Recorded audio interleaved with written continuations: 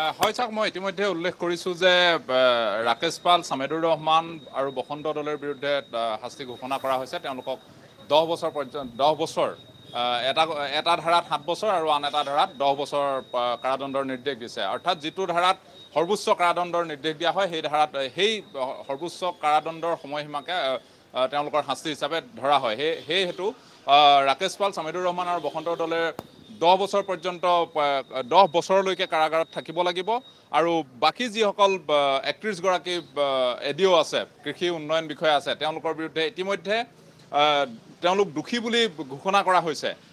আৰু তেওঁলোকৰ সৰ্বোচ্চ কাৰাদণ্ডৰ সীমা আছে 7 বছৰ। তেওঁলোকৰ যিকেইটা ধাৰাত দোষী সাব্যস্ত কৰা হৈছে সেই ধাৰাকেইটাত দোষী সাব্যস্ত হ'লে 7 বছৰ পৰ্যন্ত কাৰাদণ্ডৰ বিধান আছে আৰু সৰ্বনিম্ন 3 বছৰ। গতিকে এতিয়া কাৰাগাৰত ৰাজ্যৰ বিশেষ ন্যায়াধীশৰ আদালতত এই গোটেই বিচাৰ প্ৰক্ৰিয়াটো চলি আছে। তেওঁলোকক কিমান বছৰ আচলতে দিয়া হ'ব, তেওঁলোকে দোষী সাব্যস্ত হৈছে হয়, কিন্তু 5 বছৰ অথবা 7 বছৰো হ'ব পাৰে। কিন্তু আমি জানিব পৰা মতে ইয়াৰে কিছু লোকক ইতিমধ্যে 7 বছৰ পৰ্যন্ত কাৰাদণ্ডৰ নিৰ্দেশ দিছে। গতিকে আৰু ইতিমধ্যে আমি কেইজনমান অভিযুক্তৰ অধিবক্তাৰ সৈতে কথা বতৰা পাতিছিলোঁ। তেওঁলোকে গোটেই বিষয়টোত অসন্তুষ্টিও প্ৰকাশ কৰিছে যে একে অভিযোগত অভিযুক্ত কেইজনমানক দোষমুক্ত কৰা হ'ল আৰু আন কেইজনমানক দোষী সাব্যস্ত কৰা হৈছে।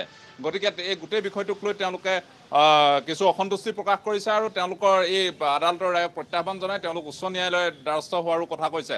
জ্যেষ্ঠ অধিবক্তা গুৱাহাটী উচ্চ ন্যায়ালয়ৰ অংশুমান বৰা, জ্যেষ্ঠ অধিবক্তা জিয়াউৰ ৰহমান, তেওঁলোকে ইতিমধ্যে গুৱাহাটী উচ্চ ন্যায়ালয়ৰ দ্বাৰস্থ হোৱাৰ কথা কৈছে। যিহেতু একে দোষত দোষী সাব্যস্ত হোৱা কেইজনমানক দোষমুক্ত ঘোষণা কৰা হৈছে আৰু কেইজনমানক দোষী সাব্যস্ত কৰা হৈছে।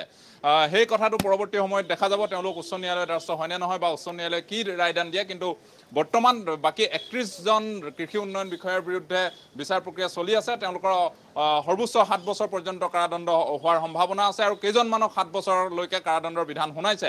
বাকী কেইজনমানক হয়তো 5 বছৰ হ'ব পাৰে বা তাতোতকৈ কিছু 6 বছৰো হ'ব পাৰে। গতিকে আৰু কিছু সময়ৰ পিছত আমি এই কথা জানিব পাৰিম। যিহেতু 31 গৰাকীৰ বিৰুদ্ধে গোটেই ৰায়দানটো শুনাব লগা হৈছে, আমি পৰৱৰ্তী সময়ত এই কথাখিনি জানিব পাৰিম।